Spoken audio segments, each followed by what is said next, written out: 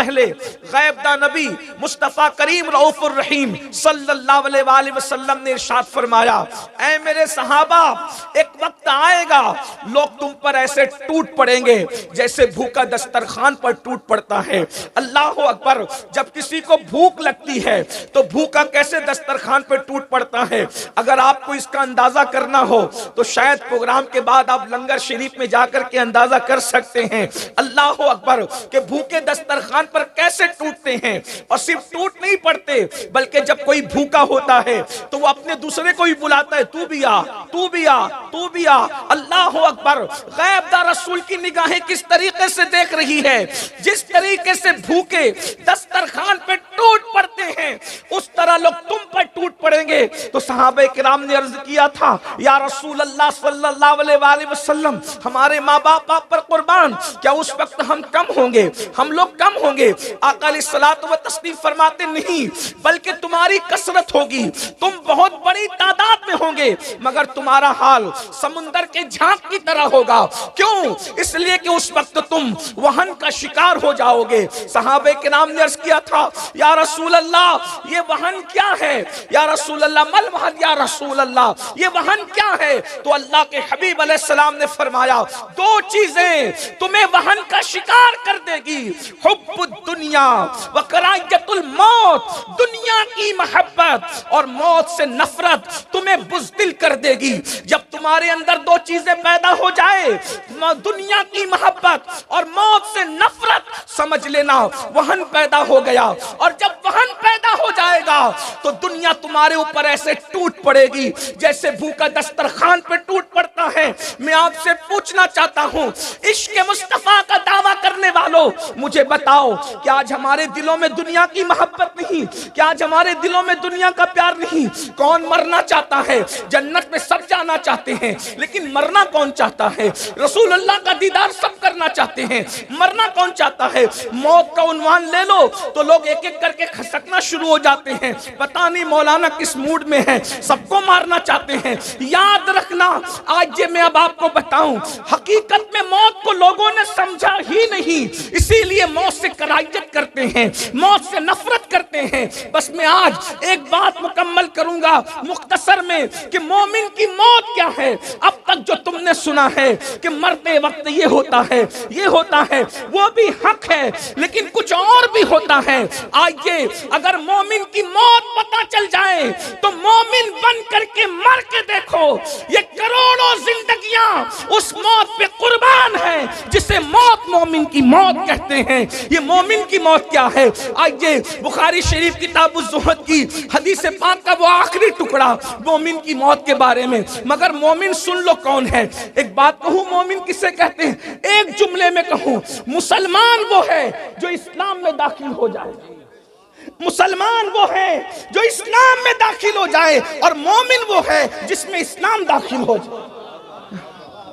مسلمان وہ ہے جو اسلام میں داخل ہو جائے، اور مومن وہ ہے جس میں اسلام داخل ہو جائے۔ اس کو دیکھو تو اسلام نظر آئے، اٹھتا ہوا دیکھو تو اسلام نظر آئے، بیٹھتا ہوا دیکھو تو اسلام نظر آئے، چلتا ہوا دیکھو تو اسلام نظر آئے، مسکراتا ہوا دیکھو تو اسلام نظر آئے۔ اللہ اکبر، اگر ایک جملے میں بیان کر دوں کہ چلتا پھرتا اسلام اگر کس کو دیکھ کر کے نظر آتا تھا تو ایک جملے میں کہہ سکتا ہوں، تمہارے پیر سید ساجد میاں کو تم نے دیکھا ہوگا، ان کو دیکھ کر کے تم کو چلتے پھرتے تصویر اسلام نظر آتی ہوگی۔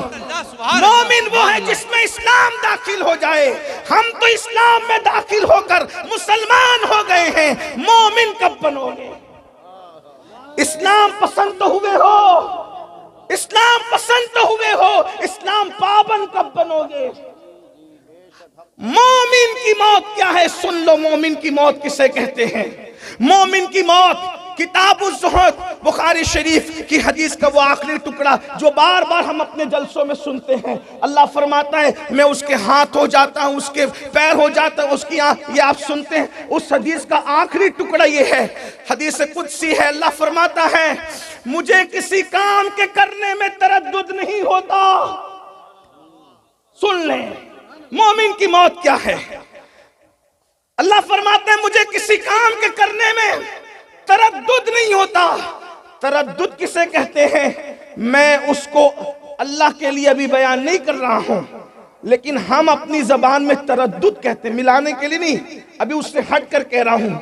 تردد کسے کہتے ہیں؟ آپ کہہ رہے تھے سردی بہت ہے، تردد ہو رہا ہے کہ جلسے میں جائیں یا نہ جائیں، سفر لمبا ہے، سفر لمبا ہے کہ چہلم شریف میں شرکت کریں یا نہ کریں، محفل ٹھنڈی ہو گئی ہے، سلیم میاں کو تردد ہو رہا ہے، امین القادری کو مائک دیں یا نہ دیں، یعنی کسی کام کے کرنے یا نہ کرنے کی کیفیت کو تردد کہتے ہیں، انسان فیصلہ نہ کر سکے۔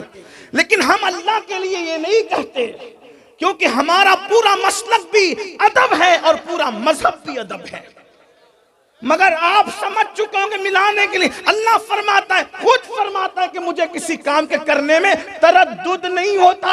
اگر اس کو سمجھانے کے لیے کہیں تو یہ کہہ سکتے ہیں وہ رات کو دن میں بدل دیتا ہے، تردد نہیں ہوتا، آبادیوں کو ویرانے میں بدل دیتا ہے، تردد نہیں ہوتا، اللہ اکبر، کشتیوں کو طوفان سے ٹکرا کر کے ختم کر دیتا ہے، تردد نہیں ہوتا، پیدا کرنے والی ماں کی جان نکال کر کے بچے کو، ایک لمحے کے بچے کو یتیم کر دیتا ہے، تردد نہیں ہوتا، دھوپ میں بارش برساتا ہے، تردد نہیں ہوتا، زمین سے پودا نکالتا ہے، تردد نہیں ہوتا، شفق کا جمال، افق کی سرخی، ستاروں کی انجمن، چاند کی چاندنی، سورج کی روشنی، یہ سب دیتا رہتا ہے، چھینتا رہتا ہے، تردد نہیں ہوتا۔ مگر کیا فرماتا ہے؟ کسی کام کے کرنے میں تردد نہیں ہوتا، مگر جب میں ایک کام کرنے لگتا ہوں ترددی تو مجھے تردد ہونے لگتا ہے۔ اللہ کو کسی کام کے کرنے میں تردد نہیں ہوتا، لیکن جب فرماتا ہے ایک کام کرنے لگتا ہوں تو مجھے تردد ہوتا ہے، مولا وہ کام کیا ہے؟ تو فرمایا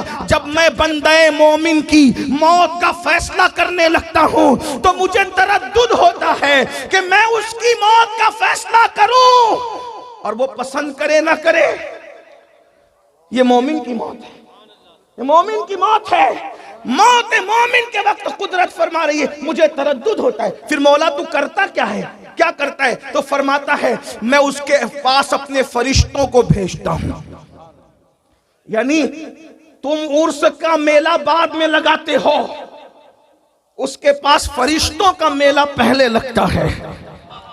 ہاں، سردی کے اس موسم میں صابر پاک کی زمین پر بیٹھنے والوں کو نہیں کہہ سکتا کہ اس پہ سبحان اللہ بولو، لیکن اتنا ضرور کہہ سکتا ہوں کہ سردی کتنی ہو، عشق صابر کبھی دل کو ٹھنڈا نہیں ہونے دیتا، اس لیے کہ عشق کی آگ تو جہنم کی آگ کو بھی بجھا سکتی ہے۔